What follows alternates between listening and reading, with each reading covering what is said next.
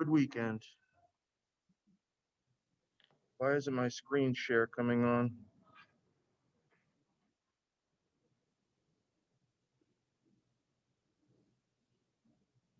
Your screen share was on, Professor. You just took it off. Yeah, it was on for a minute.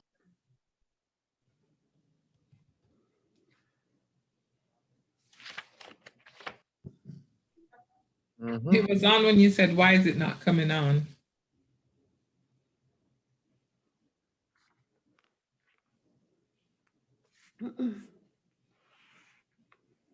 Huh.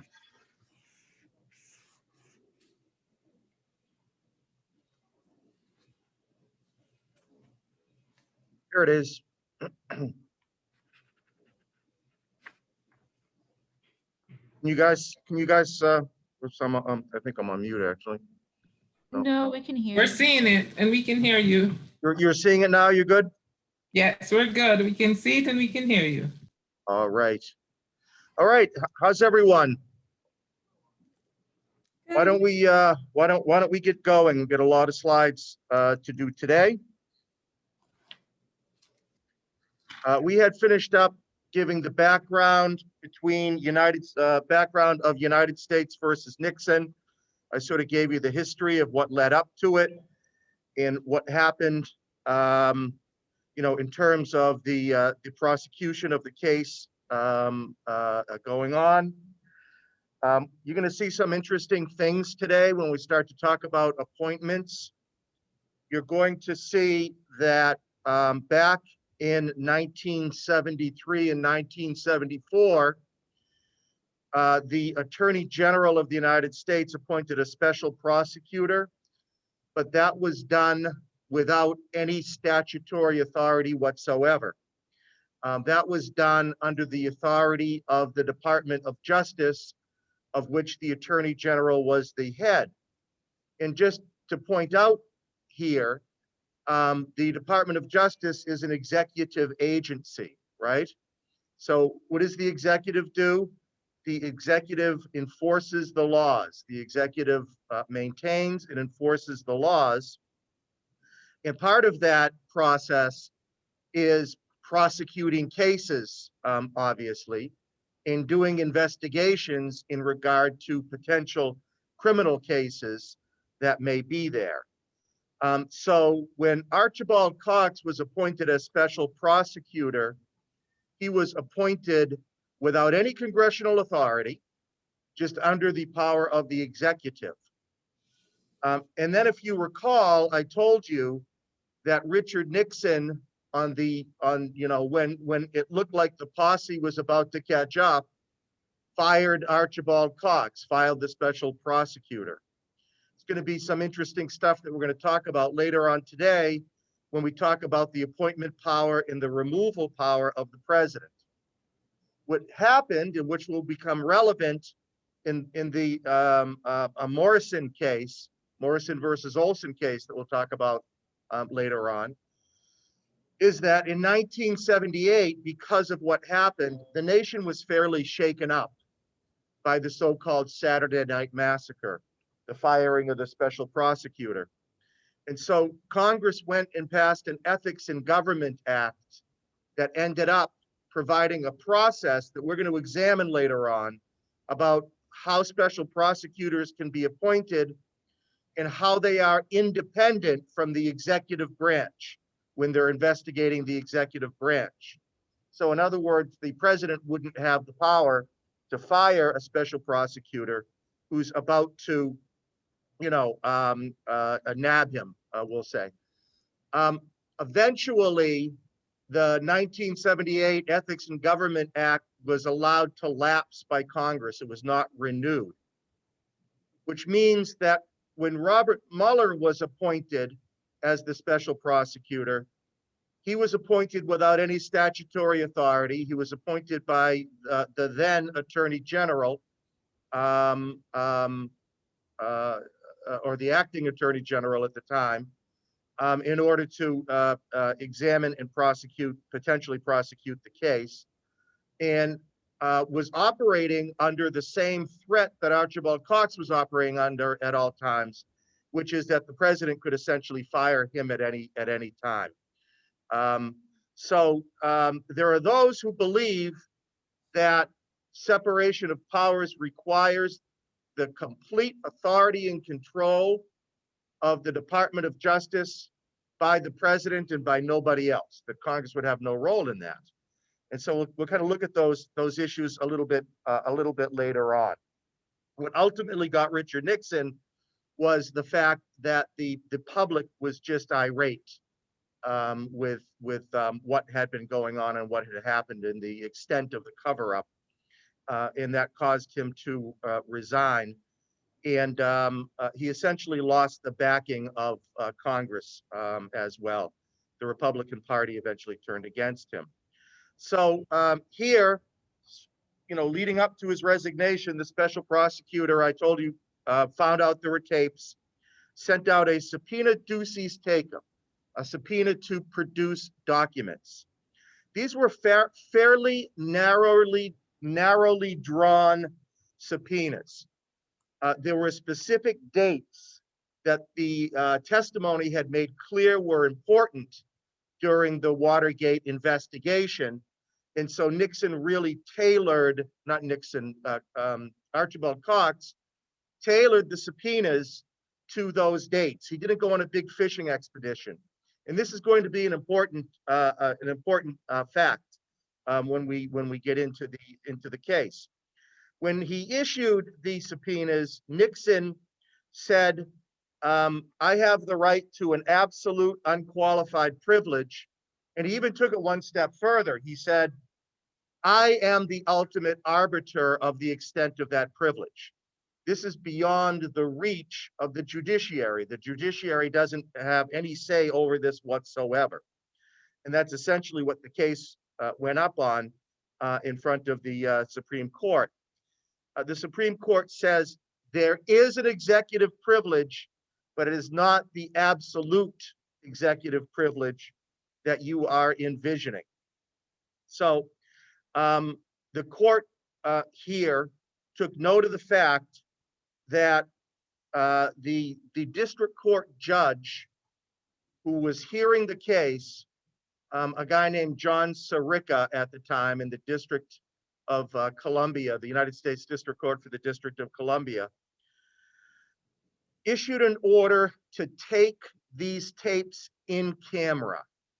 In camera means in his chambers to look at, without the ability of the other sides to look at them. And then he would determine the extent of the national interest in maintaining the privacy, the confidentiality of what these tapes said.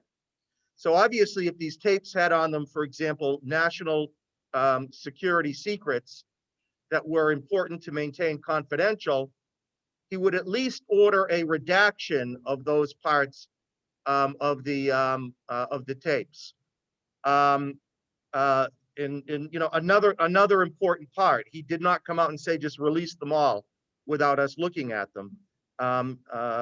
He was asked to review these tapes himself. So the idea here is to balance what the decision gave us is there is a executive privilege. The executive privilege is not absolute. If it's not absolute, then you've got to come up with a balancing test of some type. We'll be doing this all the time when we get into individual rights. And the balancing test here is the need for presidential confidentiality against the public's right to know in these criminal matters. And obviously the need for presidential confidentiality increases as the national interest increases. So if there are state secrets that have to be kept quiet, then obviously there's a great need for confidentiality. If, on the other hand, it's minor petty criminal stuff, like what was going on here essentially, and no national security interests are involved at all, then the need for confidentiality is very, very low. In here, the court cut in favor of the special prosecutor when it came to that. Two things are vital to the case. Number one, It was a criminal case, which meant that the public's need to know was greater than in a civil case. Okay, that's number one. And there were criminal charges out against various members of the Nixon administration, not against the president himself, but against his attorney general, for example, Robert Mitchell, who had been forced to resign when he was indicted. And that's why Elliot Richardson became the attorney general who appointed the special prosecutor. As it turns out, Mitchell was deeply involved in the cover-up himself. So because it was a criminal case and there were criminal charges pending, there's a presumption that criminal cases are held in public. Obviously, there are exceptions to that. Juvenile criminal cases are not conducted in public. But generally, criminal cases are conducted in public, and they're obviously covered by the press. And that's all, deemed to be the public's right to know. The second thing, as I mentioned already, was that the discovery demand was narrowly drawn. It was not just a big fishing expedition. Give me all the tapes for the last 4 years. It was nothing like that. What it was specific dates. The special prosecutor able to articulate reasons why he thought that those tapes were essential. Because of that, then obviously in the balancing act, less of an infringement on the president's right to confidentiality. So the upshot of United States versus Nixon is that there is in fact an executive privilege, but it is not an absolute executive privilege. How far it goes would be further discussed quite a bit later in the case of Cheney versus the United States Court for the District of Columbia, all the way up until 2004, some 30 years later. Here, George W. Bush was elected president, sworn in January 2001. And George W. Bush was an oil man. His father was an oil man. They came from Texas, obviously an oil-rich state. And Bush decided that he wanted to re-examine the energy policy of the United States, make it more efficient. And he actually was interested in climate change and cutting down carbon pollution, but at the same time, wanted to allow the industry to be able to make money as well. So he appointed a group, this National Energy Policy Development Group, and he put the vice president in charge of it. And the vice president also came out of a background of working in the energy industry.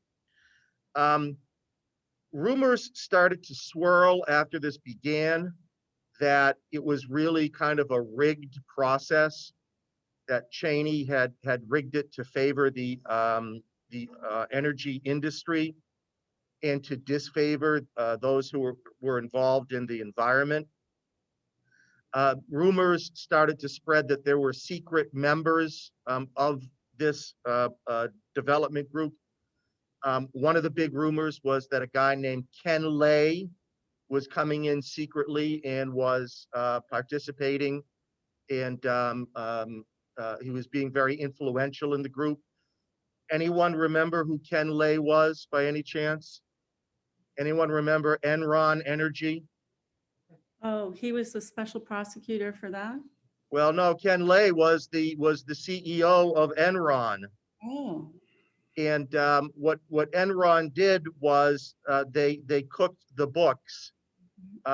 They basically were going down the tubes, and all of the top executives withdrew all their money from their retirement plans, which were all in Enron stocks, because they saw it collapsing. They all sold their stocks, and they put their investments in elsewhere, and they allowed every other person in the company to lose their retirement plans and go down the drain.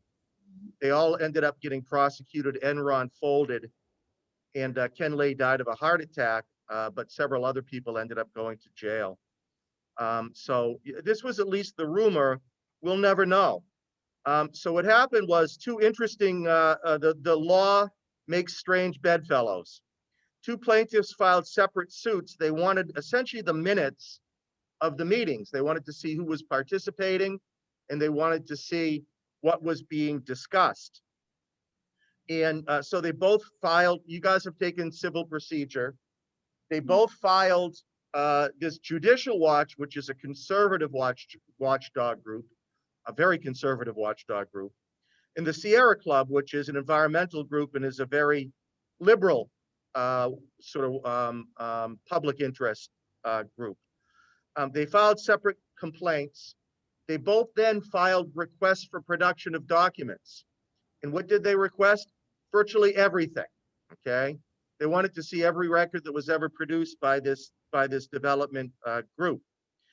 And Cheney then asserted executive privilege, said that he did not have to turn over this information on the grounds of executive privilege, because the president was allowed to appoint close advisors and to keep the information fairly close.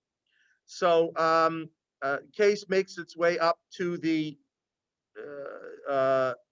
United States Supreme Court, and Chemerinsky has the case in the notes following the U.S. versus Nixon case. This time the court goes the other way. The court upholds the executive privilege in this case. And it says that a couple of things have distinguished this case from the others. Was first, that this is a civil suit instead of a criminal suit. And so the constitutional need for the public to know is lower than it is in a criminal lawsuit. And the second thing it said was, unlike the subpoenas Ducey's taken in the Nixon case, the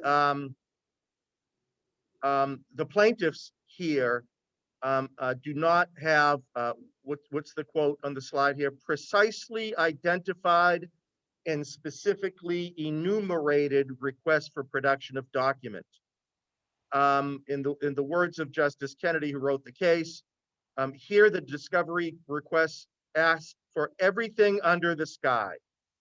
And so as a result of it, the court said that when you do the balancing test, the public's right to know against the need for confidentiality, it did not rise to the same level as it had in United States versus Nixon, and the court denied these documents to the plaintiffs.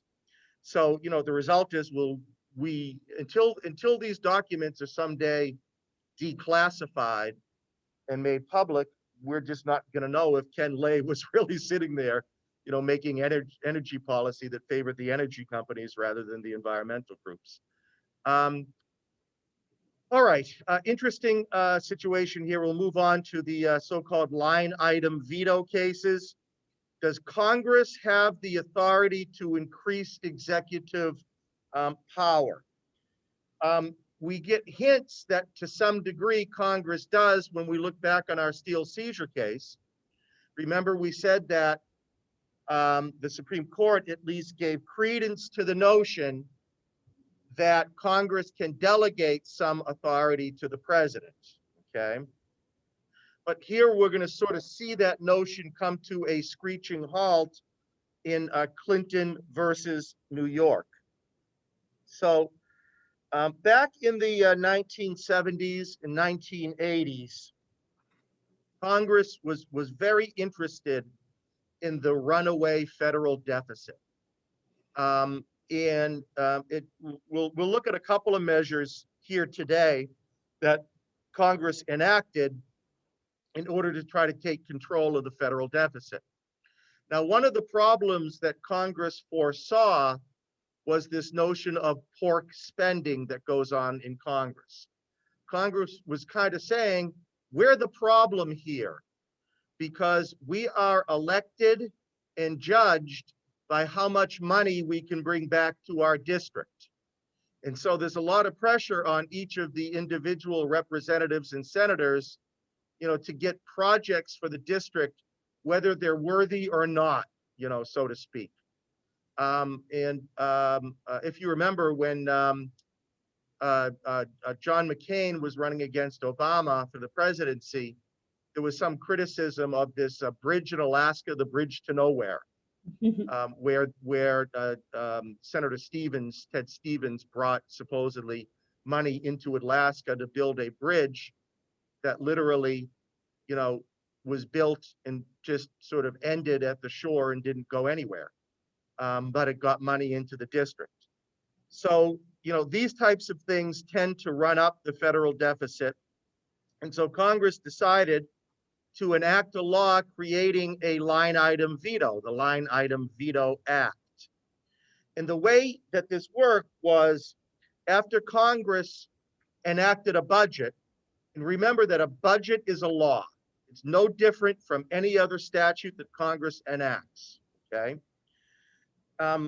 If Congress enacts a budget and sends it up to the president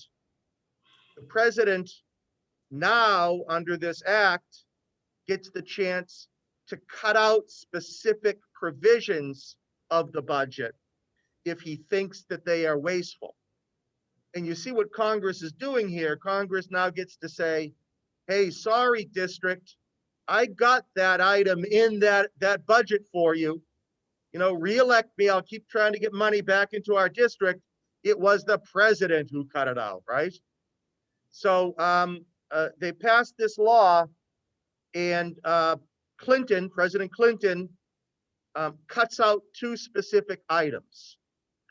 One of which was Congress, I guess the state of New York owed multiple $1 billion back to the federal government in regard to some Medicaid programs, some money that New York had received from the federal government.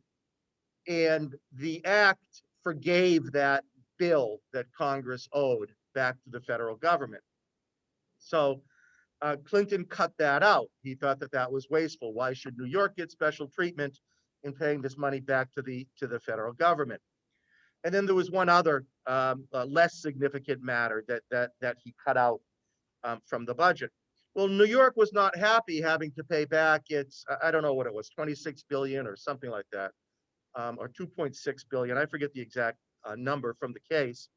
So they sued, they sued saying that the line item veto is unconstitutional, that the president should not have line item veto power.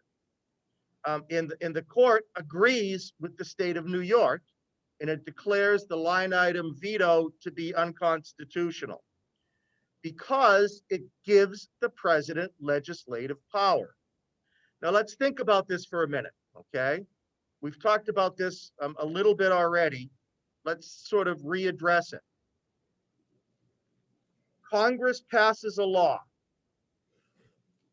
It doesn't become the law until the president signs it into law or does not sign it within 10 days and allows it to become law, or the president vetoes it and it goes back to Congress and gets overridden by a 2/3 vote of each House of Congress.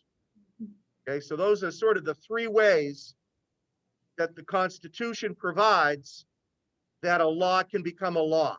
That a bill or an act that Congress enacts can become a law. Again, number one, president signs it. Number two, the president does nothing for 10 days and it becomes the law automatically. Or number three, the president vetoes it and it goes back to Congress and the veto is overridden by Congress, okay? And the court essentially says, there's no authority in the Constitution for the president to rewrite the law. And if the president gets to go into a bill that Congress has presented to him and gets to cut parts of it out that he doesn't like, he's engaging in a legislative act.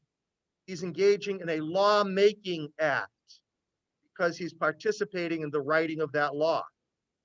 And that violates our notions of separation of powers. Does everyone see that? The logic that the Congress is employing here, okay? So that's why there's no line item veto for the federal government to this day. Now, just so you know, most states allow governors to do line item vetoes. So state constitutions tend to allow line item vetoes. States, on the other hand, don't have the borrowing power that the federal government has. And so it's much harder for states to run on a deficit. And indeed, many states unconstitutionally are not allowed to run up a deficit. They have to balance their budget every single year. It's going to be interesting to see what happens in Massachusetts, which has always had a rainy day fund and has never had a deficit since I remember, but has had to deal with a whole bunch of things as a result of the pandemic. What's going to happen with that whole situation? Obviously, tax revenues for the states are down. The state has had to spend more in buying PPE for frontliners, having to purchase ventilators and things like that to deal with the early days of the pandemic. The scientists are telling us, we're going to get a spike again as the winter draws near, and so the hospitals are going to be full again, and the state's going to be spending a lot of money again when that happens. Be interesting to see what effect that has on the budgets. But that's not a constitutional issue, so that's just an aside. Okay, now here's the big fight. Here's the big fight that continues today. This is the big fight that might all change. Okay. Great Depression hits the United States in 1929, runs through most of the 1930s. My parents are children of the Great Depression. It had a large role in shaping them as people. As a response to the Great Depression, FDR, President Roosevelt, created this administrative state, which largely didn't exist prior to the Great Depression. The federal government was pretty small prior to the Great Depression. The only thing it had ever really done large term, in fact, was fight wars, fight big wars, okay? And that usually required the raising of taxes to fund the war efforts. And it really wouldn't be until the end of World War II that we got out, or not the end of, but the beginning of World War II, that we moved out of the Great Depression in the United States. So there is economic justification for spending a lot of money in creating infrastructure and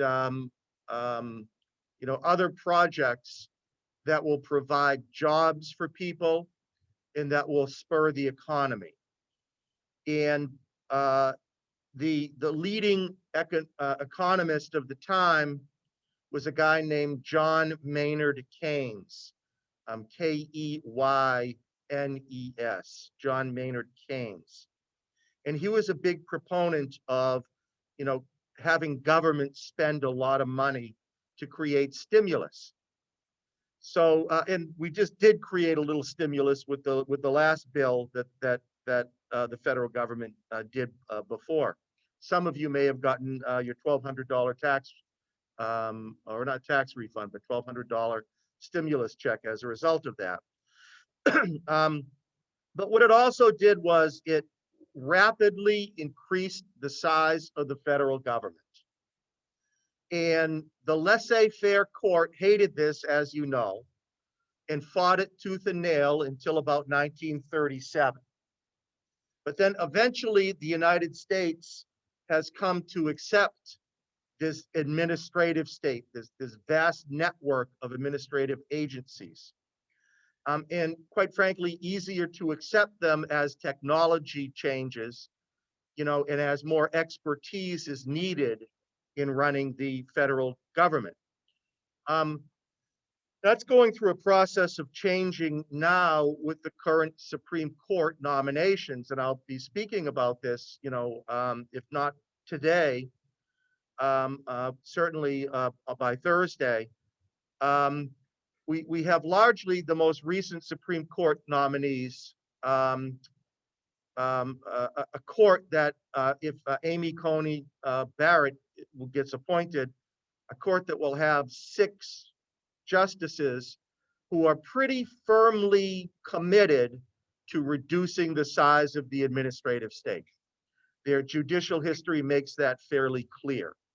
And that's, quite frankly, that's what the Federalist Society has been looking to do for a long time. And this is the fight that we've been talking about from the very beginning, right? Where should the power be? Should it be with the federal government or should it be with the state governments? There are a lot of people who believe that the federal government has gotten too big, too regulatory, and too intrusive into the lives of individuals. Now, the Supreme Court hasn't been ruling that way for a long time, okay? And so, here we're going to see some interesting principles that might be in flux. And I'll sort of point that out as we go along.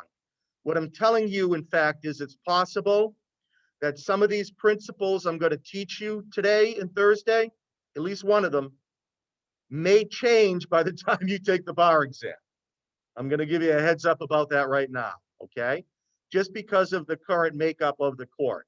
And especially if the confirmation of Amy Coney Barrett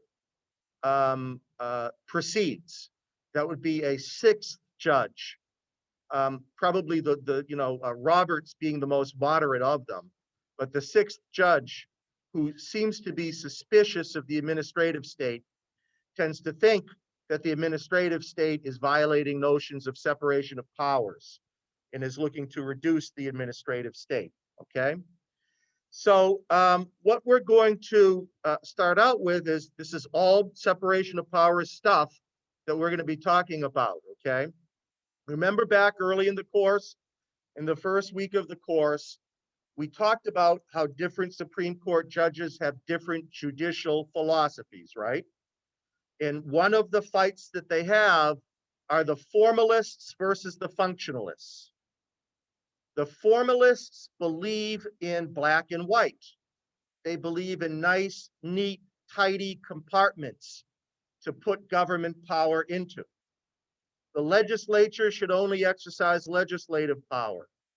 The judiciary should only exercise judicial power. And the executive should only exercise executive power. The formalists would say there should be no overlap at all, okay? The functionalists think that life is messy, especially with the advancing technology and the need for expertise to deal with it. The functionalists are willing to allow a little bleed through when it comes with power sharing between the branches. The functionalists don't mind so much if Congress gives some of its power to the president to exercise. The formalists hate it, okay? So this is the fight that we're about to see in something called the non-delegation doctrine. This is our next concept, the non-delegation doctrine. The non-delegation doctrine says that Congress cannot delegate its lawmaking function to the executive branch. And remember, the executive branch is not just the president. The executive branch is this vast network of federal agencies that exist under the tent of the executive branch. I mean, you can rattle a whole bunch of them off, right? The Environmental Protection Agency, the Securities and Exchange Commission, right? These are, two of the bigger regulation producing agencies that we have. The Department of Justice and all the various branches in the Department of Justice is another one, okay? So the idea here is that if you're going to have an executive agency, it has to implement and enforce the law, execute the law, rather than make the law, okay? Now, look, some of these areas are incredibly complex. The Environmental Protection Agency needs scientists to determine what are acceptable levels of pollution and what are not acceptable levels of pollution. And yes, I'm saying there are legally acceptable levels of pollution because we haven't figured out a way to make no pollution yet, okay? That goes into the atmosphere. So then the question is, what is acceptable, what's not? You know, you need scientists to get involved in doing that. Congress is not necessarily the place to determine what the scientific standards should be, okay?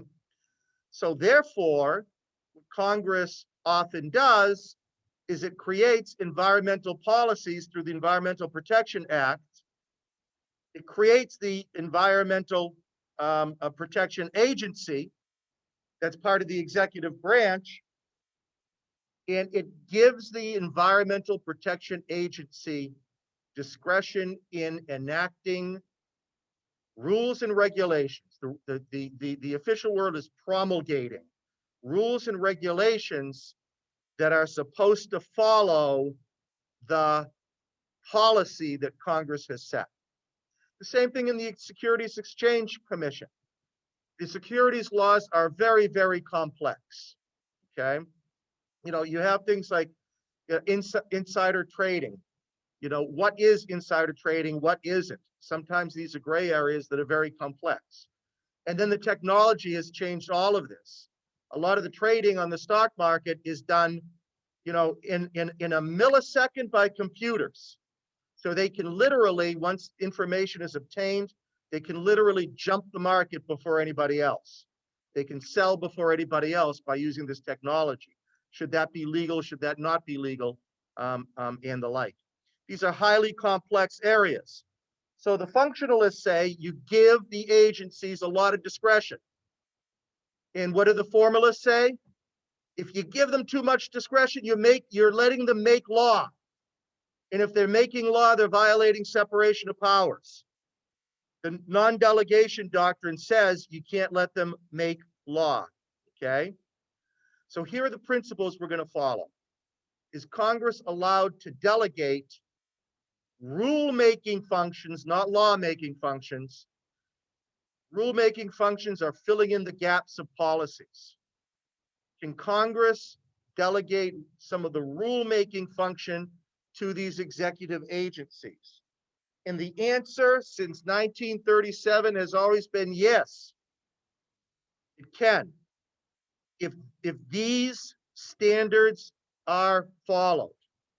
Number one, Congress is entitled to lay down, here are the words you have to memorize, intelligible standards and principles, telling the agency what to do.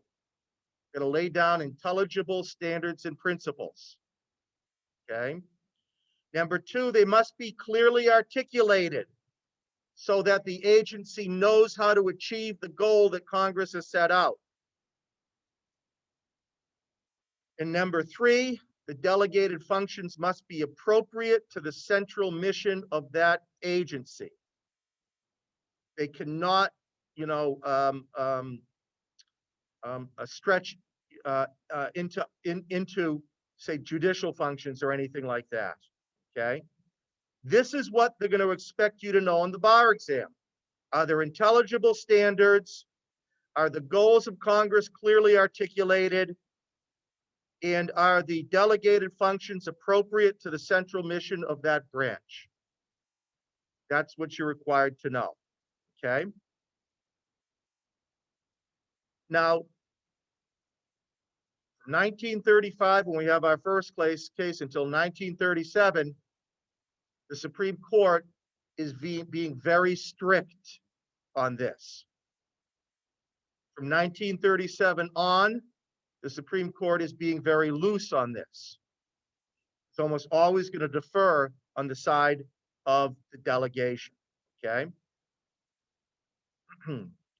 First case, 1935. What's the most important thing you can tell me about 1935?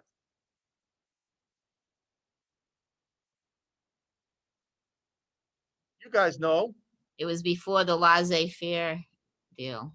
It was before 1937. Thank you, Karen. You're welcome. What was the big year that changed laissez-faire? 1937. Okay. So how do you think the court's going to go here? The court's going to go anti-delegation. So as part of the New Deal, the federal government gave a lot of authority to local governments to create these laws promoting labor standards for workers and also promoting general health standards. I don't know what any of you know about the poultry industry. It's not a very nice industry. It's huge numbers of poultry are slaughtered. They are often kept in unsanitary conditions, or they used to be at least. They aren't treated very humanely. And a lot of sick chickens used to be sold. A lot of meat from sick chickens used to be sold. And of course, that would create health problems. The employees were employed under just horrific standards, paid very, very little. And so this code from New York, the live poultry, the Code of Fair Competition for Live Poultry Industry was enacted. The poultry industry fought back, and they said that the federal government, under the National Industrial Recovery Act, had put too much power into the hands of the executive agency. And the Supreme Court agreed and shot this part of the National Industrial Recovery Act down. Congress cannot delegate legislative power to the president to exercise in unfettered discretion to make whatever laws he thinks may be needed or advisable for the rehabilitation and expansion of trade or industry. There are no standards or rules of conduct that this legislation has. Instead, the NIRA authorizes the makings of codes to prescribe such standards and rules. So the court here is saying that Congress has delegated its lawmaking authority, which is what the legislative branch is supposed to do, delegated it to the executive branch, and that violates the separation of powers standards that we have. Similar finding in Panama Refining Company versus Ryan. Somehow this has taken on the name of the hot oil case. Okay, so if it's easier to remember the hot oil case than to remember Panama Refining Company versus Ryan, that's fine with me. You're going to see it's going to be overruled in just a few minutes, but that's fine with me. Well, not overruled precisely, but essentially overruled in effect. So this is another case where apparently the price of oil products had deflated to such a low amount that people who were working with it were not making livings, and it was dragging the economy. So as part of the National Industrial Recovery Act, producers, we've seen this countless times already, haven't we, in the course? Producers were given quotas, and they couldn't produce more oil than their certain quotas that they were given. And anything produced in excess of that quota, what do you think it was called? Hot oil, okay? It wasn't that the temperature of the oil was hot. It was that, I guess it was essentially black market oil. So they started to call it hot oil. So Panama Refining Company, who wants to produce more oil, objects to this and sues, saying that all of these regulations as to what the quotas are, all of the regulations guiding what we can do are created not by Congress, but by a massive delegation of authority to the executive branch. It's the executive branch that is making the laws. And once again, the Supreme Court agrees.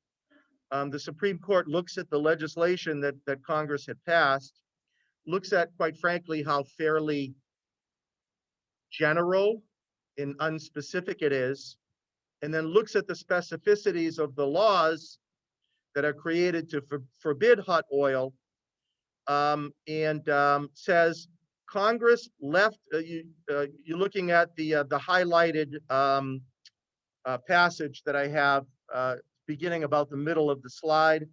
The Congress left the matter to the president without standard or rule to be dealt with as he pleased. The effort by ingenious and diligent construction to supply a criterion still permits such a breadth of authorized action as essentially to commit to the president the functions of the legislature, rather those of an executive or administrative officer executing a declared legislative property. So basically, they're saying this is a law without limit. If you're one of those people who thinks that the federal government is way too big and that the court should do something about it, sit back and savor these cases, because from 1937 through today, the Supreme Court has ruled otherwise consistently, okay? Now, in a very small note in your book, I make a little bit more of it here, is the Whitman versus American Trucking Association case from 2001. This is a Justice Scalia decision. Justice Scalia might have been one of those who would want to roll back the non-delegation doctrine, but it's not what he did in 2001. This involves air quality standards promulgated by the Environmental Protection Agency. And the EPA provides broad goals. When I say the EPA, I mean the Environmental Protection Act provides broad goals that the Environmental Protection Agency is supposed to follow. And one of which is to essentially, keep the air clean, but to fill in the details in that regard. So the EPA, and I've explained this before, and you guys know this. This is common sense. When a Democratic president comes in, what happens to these ambient air quality standards with the EPA? They get more restrictive, right? The Democratic president wants to have less air pollution, okay? And then when a Republican president comes in, what happens to the ambient air quality standards? They get less restrictive because the Republican president wants to protect the industries, not put all the burden on the industries of cleaning up the air, okay? Again, it's two different policies. There's no right, there's no wrong. There's a disagreement between them, and you can argue them, all you want. But the other side is never going to agree with you on these types of things. Two different views of what government should be doing, essentially. So these EPA restrictions are always getting challenged as being too restrictive. The industry is always challenging them, and it happens here in this case. And first, at this time, the District of Columbia Court of Appeals was very, very conservative, more conservative. The justices on whole were more conservative than the Supreme Court was at the time.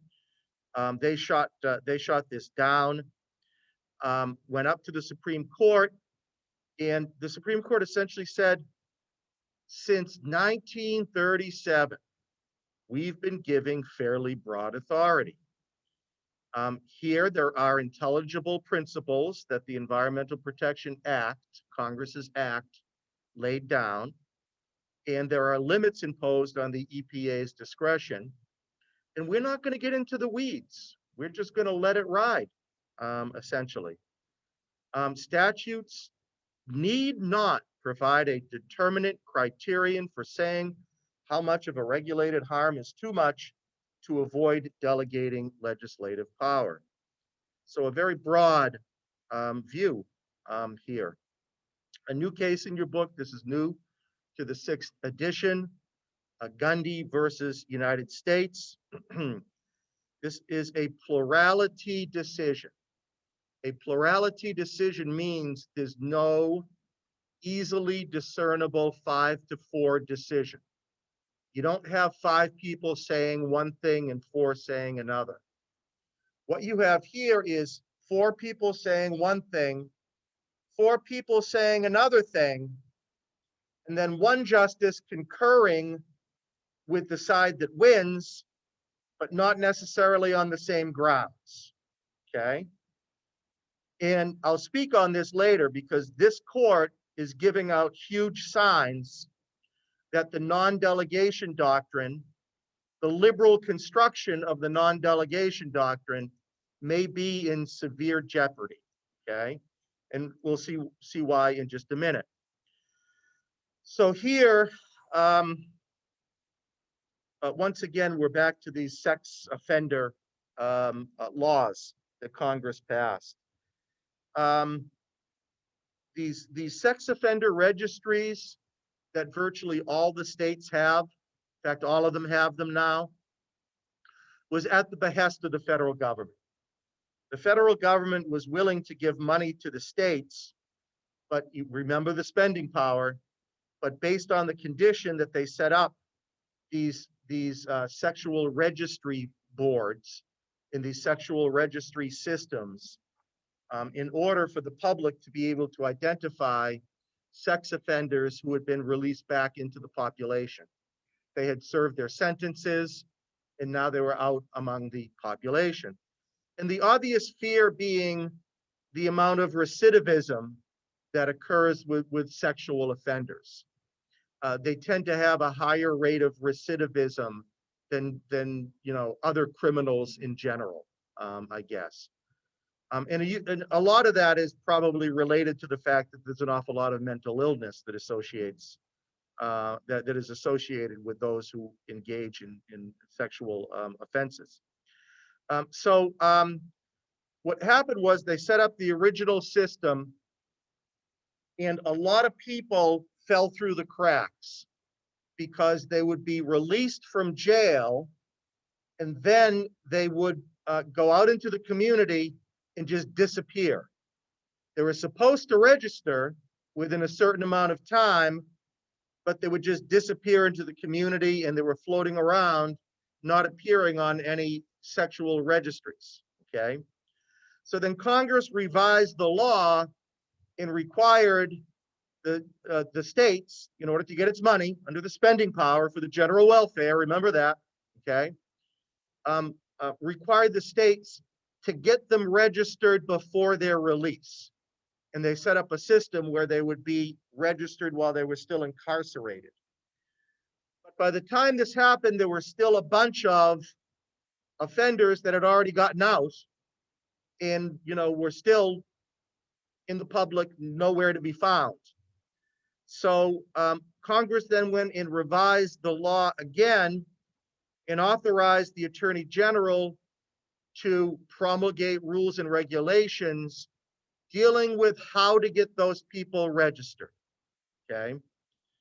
And this guy, Herman Gundy, was one of the pre-act offenders who got out of jail before he registered, and he was later discovered in violation of the new regulations that the Attorney General had passed, had promulgated, and he challenged those new regulations, saying that there was an improper delegation of the lawmaking authority to the Attorney General. And the court here says no. Elena Kagan wrote the plurality decision. And what she said was there are intelligible principles here. The goal was, Congress was specific in saying, pull in the safety net, sweep up the safety net. And they just left how to do that, the details of how to do that, filling in the details, so to speak, to the Attorney General. But they created the policy, and they created the goal of getting these people pulled in. And so once again, the court seems to be going down, she says it very easily, falls within the principles we've laid down since 1937. And she says, in fact, in the whole history of the non-delegation doctrine, there's only 2 cases where there's been found to be an improper delegation of authority. And you know what those two cases are. Both were 1935 cases, ALA Schechter Poultry Company and Panama Refining Company. Those are the two cases, okay? Now, you've got only 8 justices deciding here, okay? Justice Kavanaugh had been nominated for the Supreme Court, but had not been confirmed when this case was argued. Justice Alito agreed to concur with the plurality. He said, because I can't conclude that the statute lacks an adequately discernible standard under the non-delegation approach.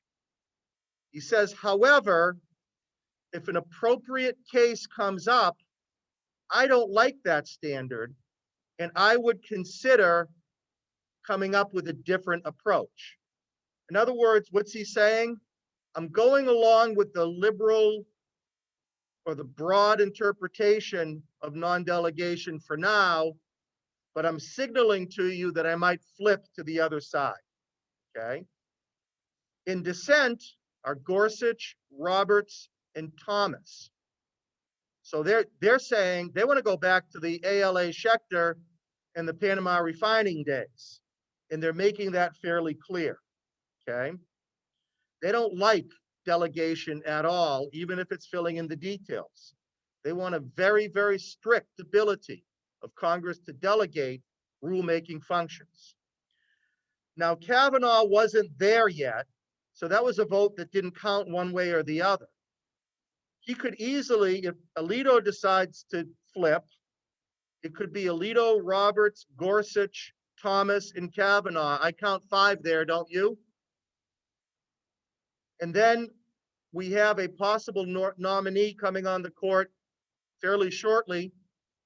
It looks like she's going to be coming on the court fairly shortly. Amy Coney Barrett, who is also a very conservative justice, you know, in the same mold as Kavanaugh, and perhaps even more conservative than Gorsuch. And then you'd have a 6-3 movement towards bringing back this narrow reading of the non-delegation doctrine. So, you know, depending on how soon you'll be taking the bar exam and how soon one of these non-delegation cases comes before the Supreme Court, there's a chance that the law might change by the time you take the bar exam. That sucks, just so you know, when the law just recently changes. But it's possible, okay? All right, now another concept, another separation of powers concept. This one's fairly easy, I think, a fairly straightforward situation. The legislative veto and its demise, okay? The bar exam, I can almost promise you on the bar exam, you're gonna get a legislative veto question. The National Conference of Bar Examiners loves this for some reason. They're gonna give you a case that looks like the Chadha case that we're about to talk about, okay? And I've mentioned the concept of bicameralism and presentment already. Let's go into it in just a little bit more detail.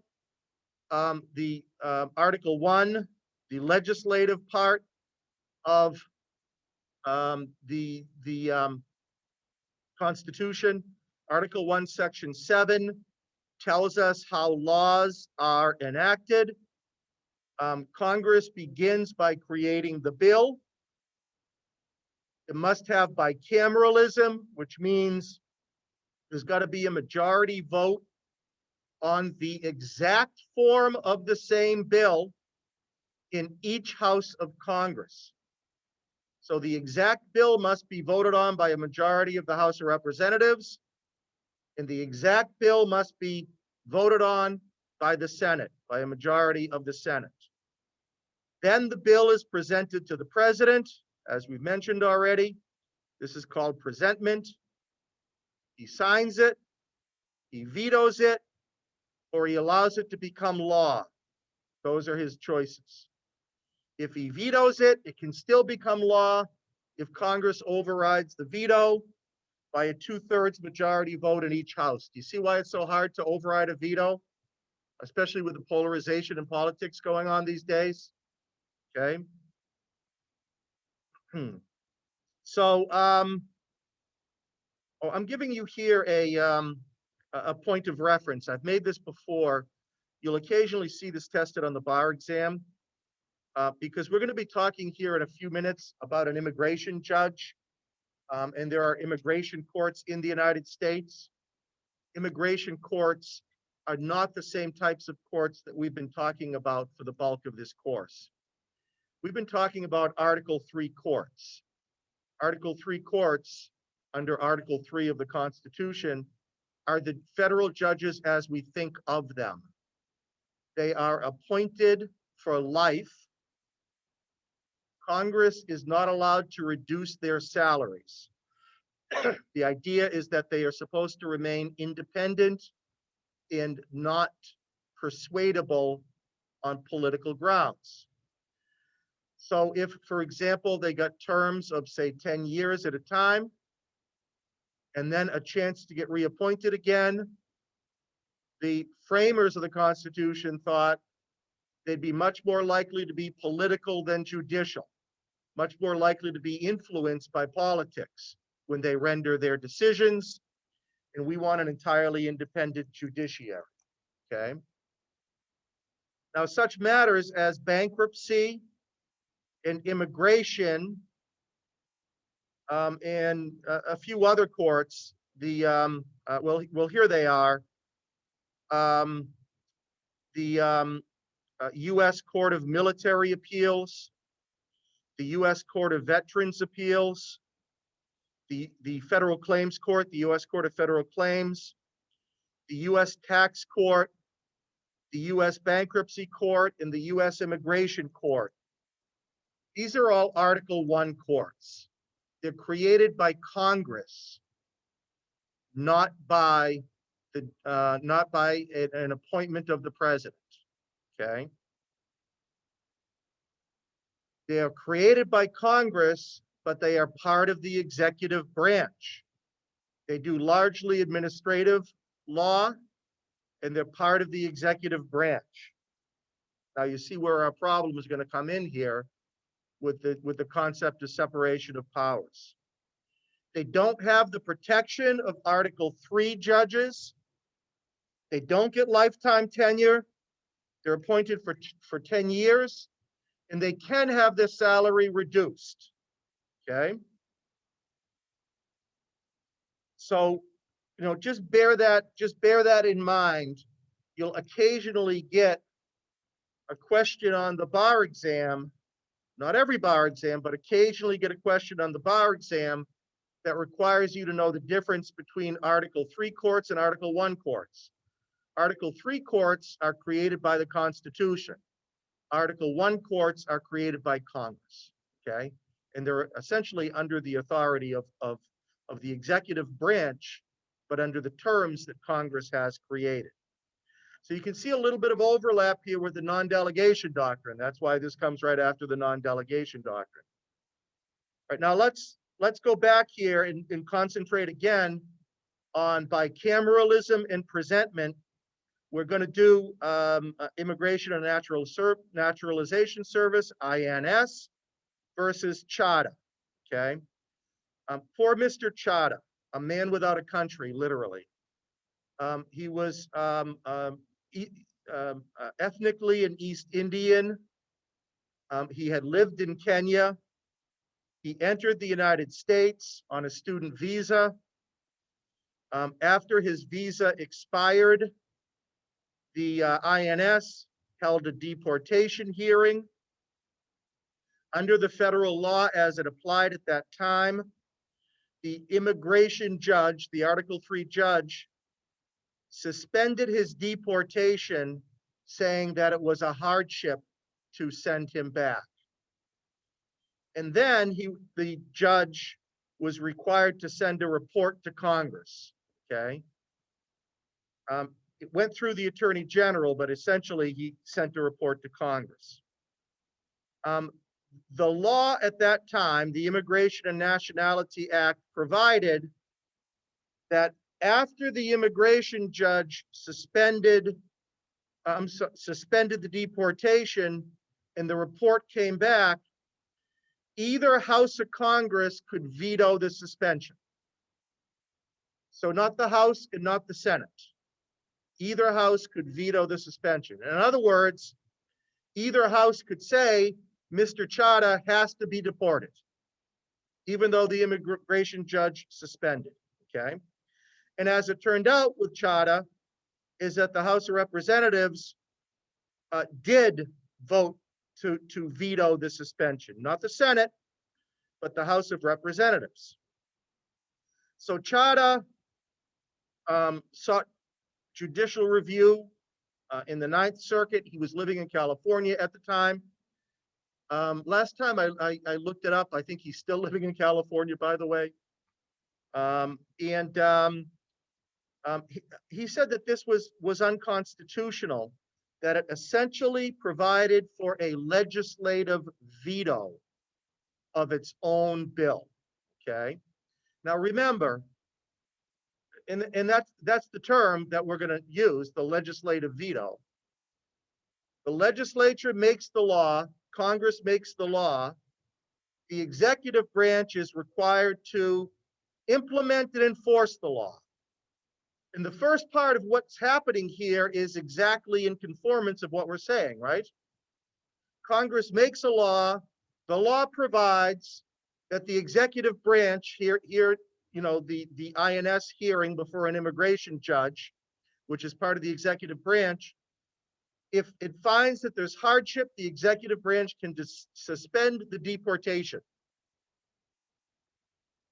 And then the rest of it seems to go against what we've been talking about with Congress getting to make the law but not enforce it.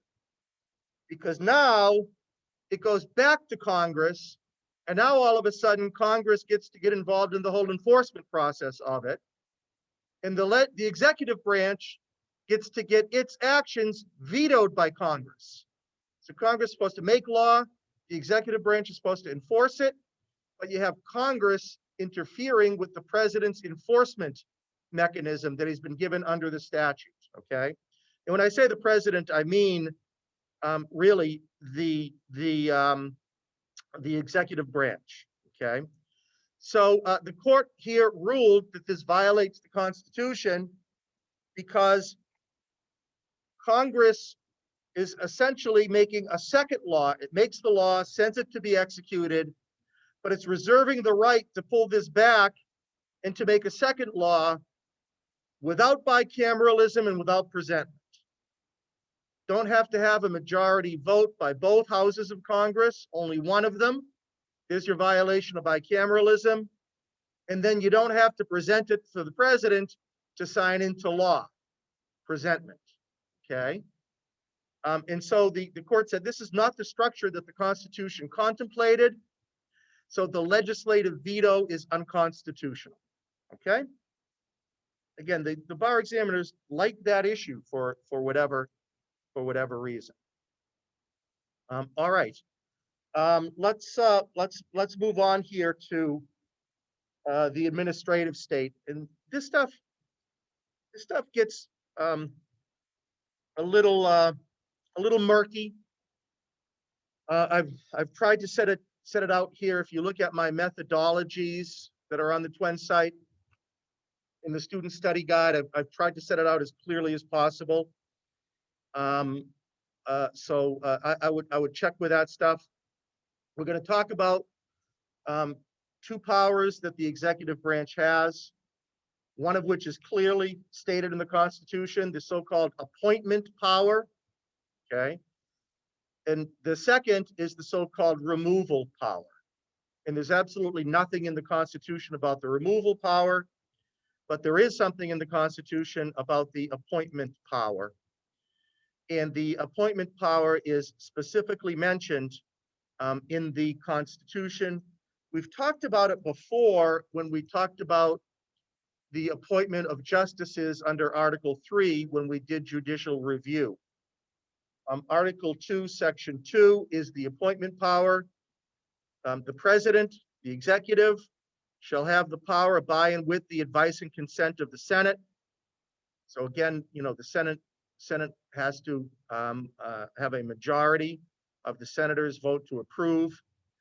President gets to appoint ambassadors, other public ministers and consuls, judges of the Supreme Court, and all other officers of the United States whose appointments are not herein otherwise provided for and which shall be established by law. We're going to see in a minute that these are the so-called superior or principal officers. Principal with an AL, not an LE, okay? The superior officers. What this is saying is that the president gets to appoint superior officers subject to the advice and consent of the Senate, okay? So when when the president appoints a judge, he's got to get ratification or confirmation by the Senate. When the president appoints an ambassador, he's got to get a ratification of the Senate.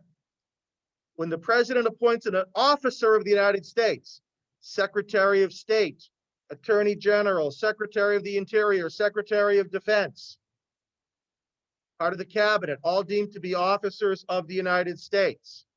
We're going to see that even lower downs can be officers of the United States.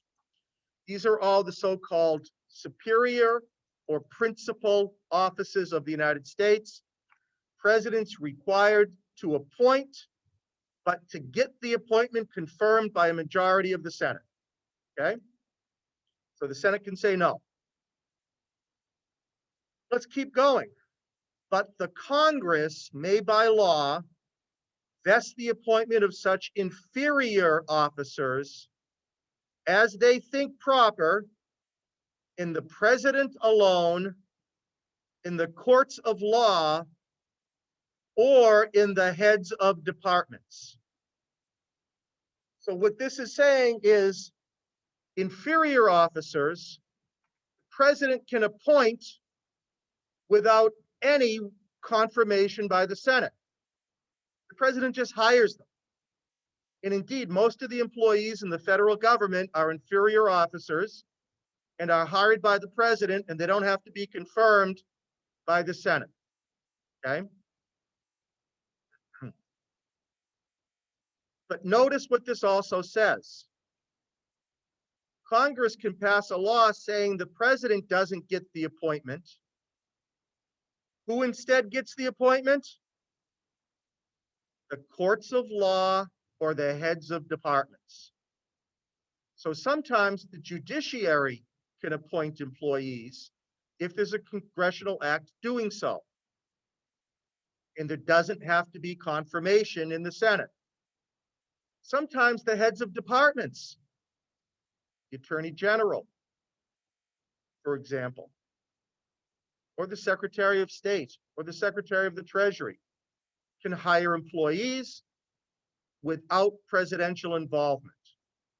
But that has to be done by a congressional act, okay?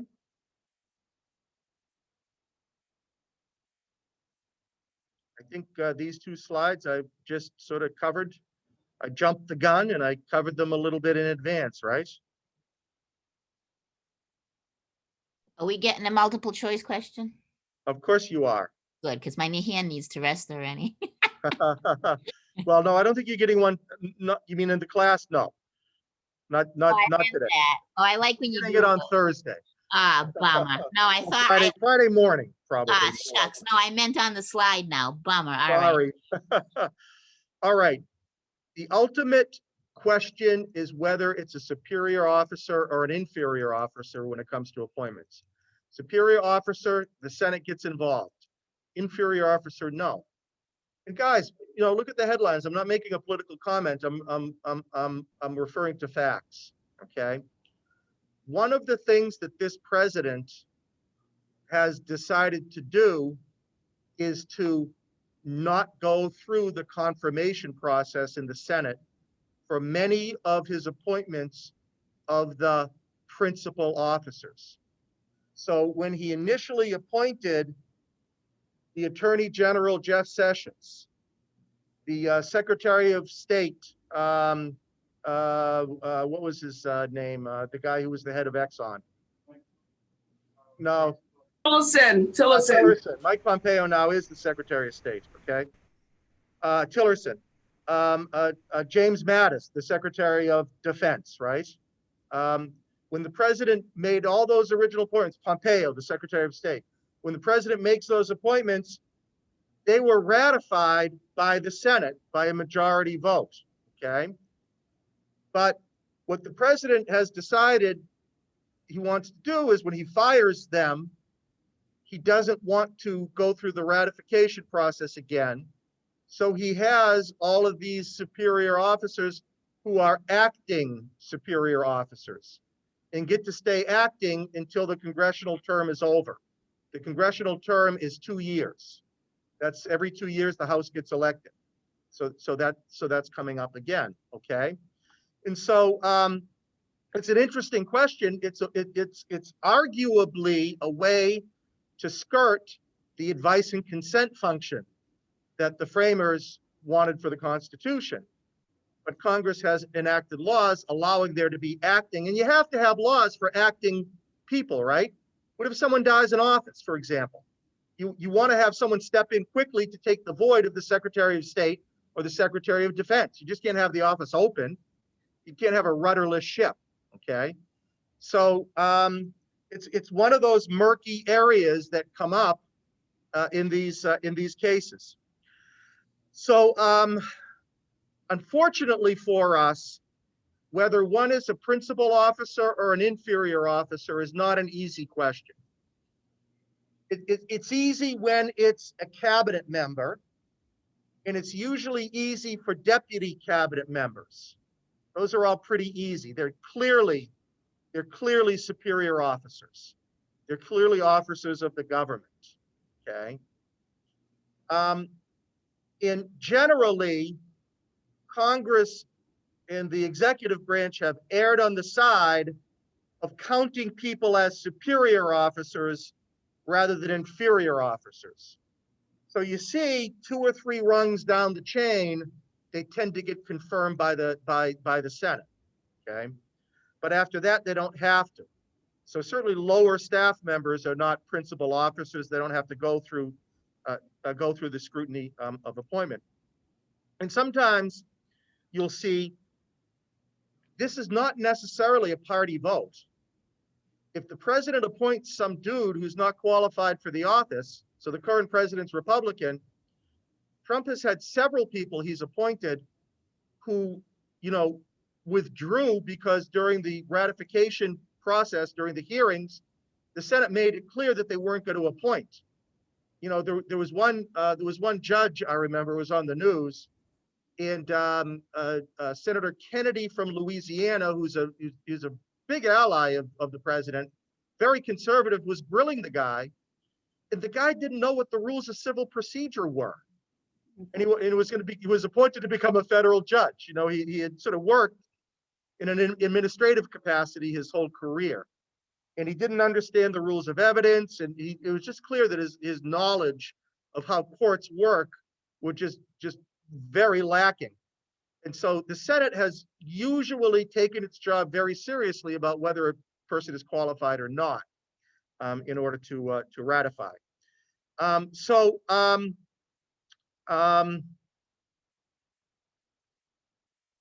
Notice this here, this final slide. I'm going to go back to Article 2, Section 2 for a minute, okay? But the Congress may by law vest the appointment of such inferior officers as they think proper in the president alone, in the courts of law, or in the heads of departments. Notice who Congress doesn't say can appoint officers, inferior officers. Congress doesn't say, or the framers don't say that Congress gets to appoint officers. Congress has no role in appointing officers other than to create the procedure by which inferior officers may be appointed. So Congress may decide, we're not going to have the president appoint this position. We're going to let the judiciary do it. Or we're not going to let the president appoint this position. we're going to make it be the head of the department, who's technically under the president, appoint this position, okay?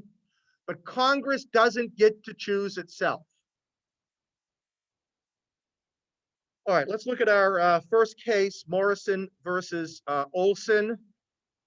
This is Ted Olson here, who came to be known to the public in the Reagan administration.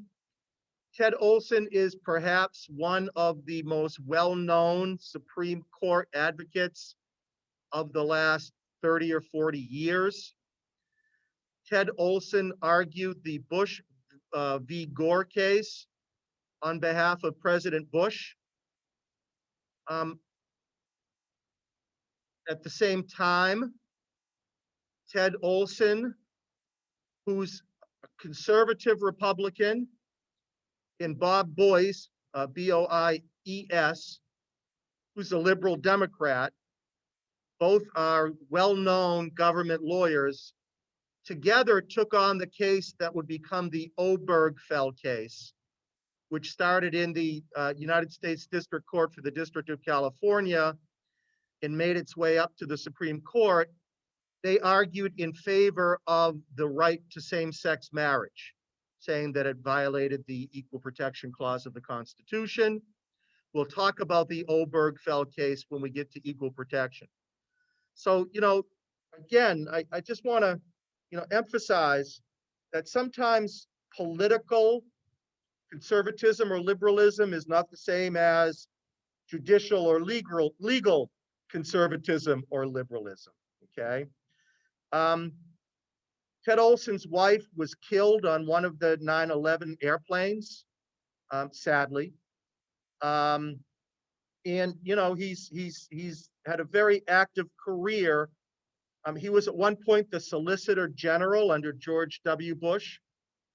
And I've mentioned before, the Solicitor General is the person who is the primary appellate attorney for the United States of America, the person who argues cases in the Supreme Court for the United States of America when the United States is a party or when it's assuming an amicus role. Amicus curiae, a friend of the court role, which the US does quite a bit, and they submit briefs and sometimes are entitled to even argue. Back in the early days of the Reagan administration, he was a fairly high-level person in the Office of Legal Counsel. The Office of Legal Counsel represents the presidency of the United States, not the president of the United States as a person, but the presidency of the United States. So for example, in recent days, McGahn was the Office of Legal Counsel, okay? But Pat Cipollone is President Trump's personal attorney, and they have different functions. So for example, to a large degree, the executive privilege might not exist, or not the executive privilege, but lawyer-client privilege might not exist between the president and the Office of Legal Counsel, but would exist between the president's personal attorney and the president himself, okay? But in any event, Olson was, the sort of first assistant of the Office of Legal Counsel. And President Reagan was in a dispute with the Environmental Protection Agency, with Congress about what the Environmental Protection Agency should be doing. And he ordered, Congress subpoenaed various documents. He ordered the administrator of the EPA to withhold those documents, saying that they contain, essentially executive privilege, enforcement sensitive information. House Judiciary Committee launches an investigation. Olson comes and testifies. And some people claim, this never bore fruit, some people claim that Olson gave false and misleading testimony to the House. And so the Attorney General, Ed Meese of the United States, appointed an independent counsel to investigate, okay? Now, by this point, Congress had passed the Ethics in Government Act of 1978. So here's what the Ethics in Government Act did, because this is the law in question here that we're going to be examining, okay? It wants to create a truly independent special prosecutor called, since 1978, the independent prosecutor. One who, if he's getting too hot on the trails of the president, cannot just be fired, okay? Just can't be fired, okay? Here's what they did. They created this somewhat complex structure, okay? So, number one, the Attorney General has to first do an investigation himself to see if there's essentially probable cause. The term probable cause is not employed here, but just to investigate whether there's evidence of wrongdoing. If he finds this evidence of wrongdoing, he reports the matter to a special court comprised of justices of the federal courts. You know, judges who are already appointed to the federal court comprise a special court. Have you guys heard of the FISA court, for example?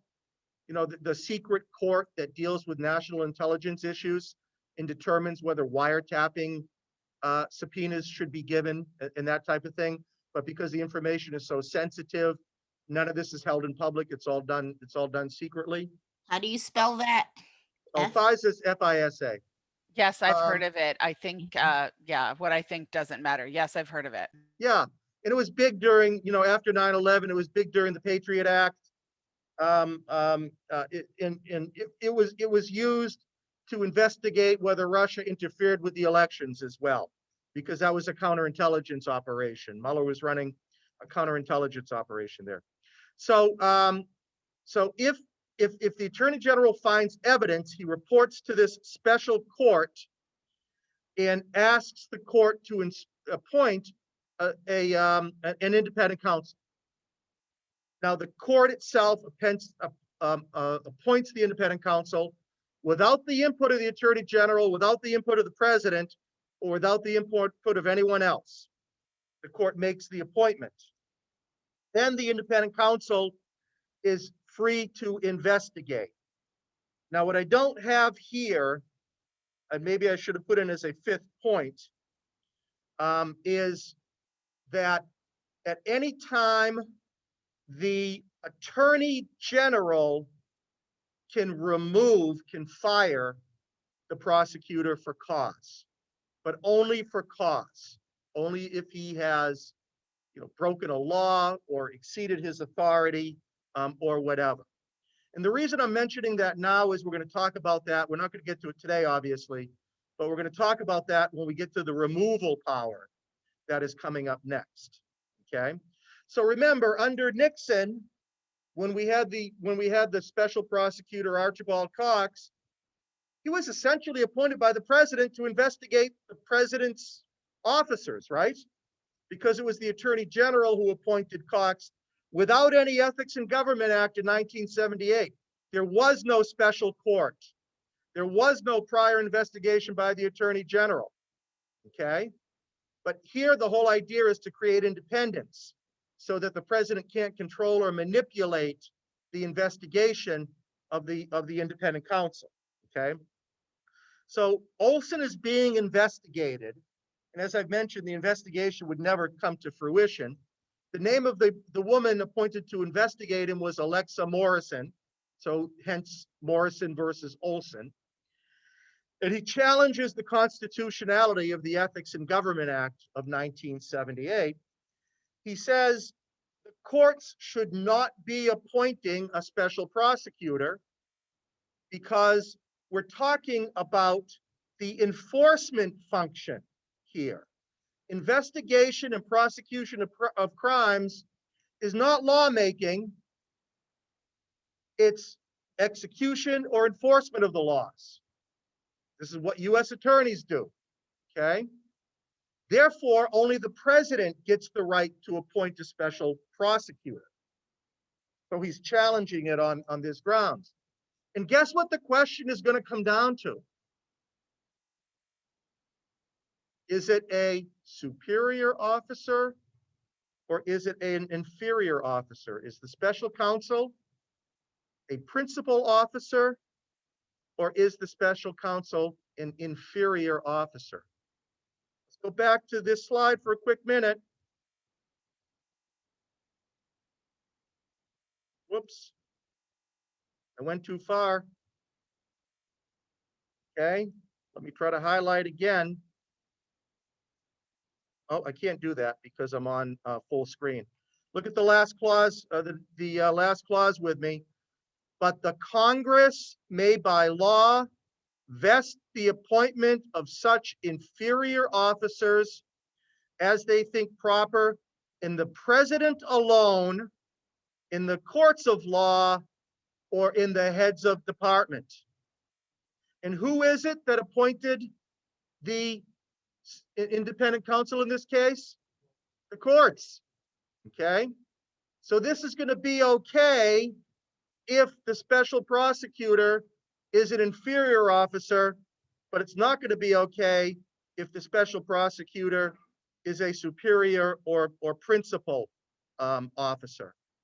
And so here the court rules that Morrison, the independent counsel, is an inferior officer. Why is she an inferior officer? Now look, the court says this is not an easy call in any of these cases. We don't have any bright line rules to follow, okay? Sometimes it's going to be a really close call. But here we think clearly that she is an inferior officer. Why? Number one, she can be removed for cause. Okay? Congress created this and Congress can say she can be removed by cause under the act. Number two, her duties were limited. She had one case to work on. She wasn't just a general employee working for the government. She wasn't running a department or anything like that. She had this one investigation, very limited duties. And three, her term was limited in jurisdiction. Once she did the investigation and decided either to dump it or to prosecute it, her job was done. So she doesn't look anything like the type of principal or superior officer that we're talking about there, okay? So, you know, there was a dissent here on the grounds, again, you know, a very formalistic approach is this is law enforcement. Law enforcement belongs to the executive branch. This entire act violates separation of powers notions, despite what, you know, the appointments clause says. This is an executive function. That's essentially what the dissents are saying. I'm going to end there. I would have liked to get through the Lucia case. I will do that quickly at the beginning of the next class. I'm running at about 6 minutes past right now, and I don't think I can get this done in 4 minutes. I'm a nice guy. I'm giving you freaking 4 minutes off today. What a hell of a guy. You're too kind. What a guy. We'll see you guys on Thursday. Okay. Bye, everyone. Bye, everybody. Thank you. Thank you. I can't for the life of me figure out why this does it. Watch this. By the time I get up, oh,